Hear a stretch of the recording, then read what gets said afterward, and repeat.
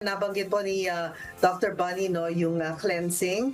Kailangan talaga malinis ang ating mukha, no, palagi. Ang dami-daming pollution dito sa Pilipinas, no.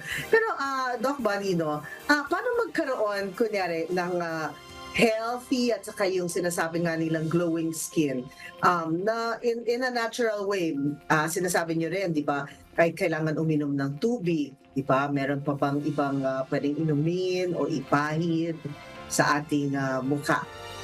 Yes, oo. Naku, tama-tama, Miss Jackie. Lagi natin pinag-uusapan yung remedies nasa kitchen lang. Di ba? So, yung simple, ba, meron kayong brown sugar, meron kayong oil or virgin coconut oil, or kahit yung coconut oil natin na pinapiprito, wag lang yung pinagprituhan ng galunggong.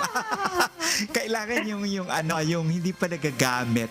Lagyan nyo lang 1 teaspoon nun, and then of course 1 teaspoon ng oil. I-mix nyo yun. Pwede yung gamitin na exfoliant. 5 minutes bago kayo maligo sa face, sa neck, sa mga kilikila, lalo sa mga portion ng katawan, sa mga siko, kasi yan yung mga mabilis kumulubot, sa mga tuhod, ayan. Even yung mga binti natin at mga paa natin na lagi nagkakaroon ng mga kalyo, pwede yun. Just imagine, bago lang kayo maligo, hindi nyo naman kailangan bumili ng mahal. So, yun lang pwede na. And then, of course, kahit Miss yung mga... Jackie, na-amaze ako dito sa sinasabi ni Doc Bunny. Imagine. Yes. Yes po. Yung mantika. Iniisip ko nga po. Pagkatapos lalagyan mo ng konting Brown sugar. sugar. Yung brown sugar kasi medyo malalaking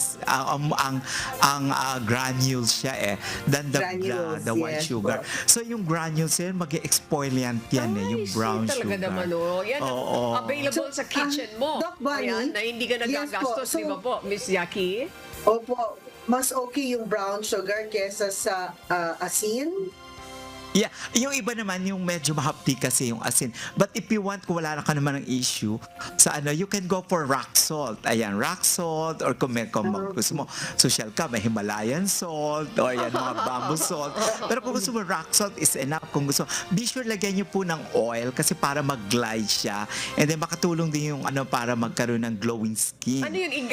Paano mo Scrub lang. i-apply? Scrub lang po na dahan-dahan. Okay, the word is scrub. Lalo yung mga tuhod, kasi yung mga siko, yan yung mga portion natin na Kilikili. madaling mangitim. Yeah. And then sa skin, sa leeg natin, kung gusto natin hindi yung mga pileges dito sa I leeg.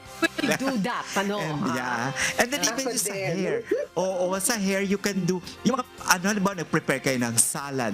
Yung naiwan na pulp dun sa avocado, lagyan nyo din yan ng oil, and then you mix that thoroughly, i-paste nyo. Yan ang gamitin mo conditioner for your hair. Really? Yan, oo, napakagandang conditioner para kang Grabe. di nasa kitchen lang. Naku. And then, yun, yung salt, pwede mo naman yan ganyan. Kung hindi naman, cocoa sugar, the best pero kung simply brown sugar will do.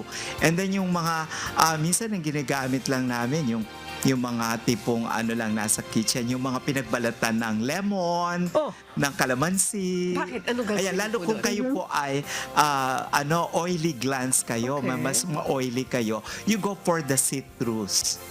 Ayan, so yan ang pwedeng, lagyan nyo lang ng konting lagi kong pinalalagyan ng honey or sugar kasi para ma-tone down lang yung acidity. And then yan po ang ilagay nyo sa face ninyo, yung mga nakikita nyong pulp bits. Naku, napakaganda niyang exfoliant at napakaganda niyang pampering at nakakapagpaliit siya ng pores.